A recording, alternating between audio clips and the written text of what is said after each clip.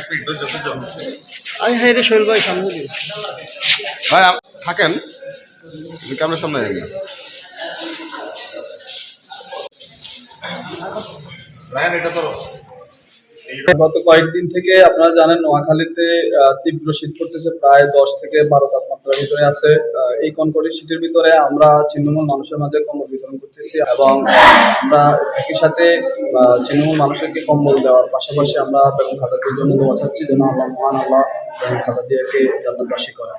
আমরা এখানে বিভিন্ন নোয়াখালীর সদরে বিভিন্ন ইউনিটে আমরা কম্বল বিতরণ করছি। আমরা প্রধান সড়কে এবং কি রেল স্টেশন, সোনাপুর স্টেশন সহ মাইতি স্টেশন সহ আমাদের অনেকগুলো স্টেশনে আমরা কম্বল বিতরণ করেছি। প্রায় আমরা 300-র অধিক কম্বল বিতরণ করেছি।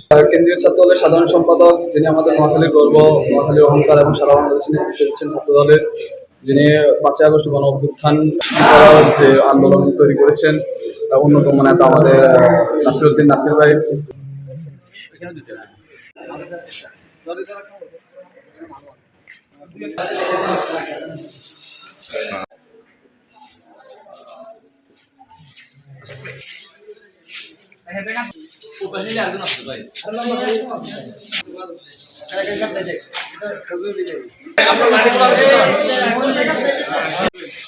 ছবি দেখা যায় না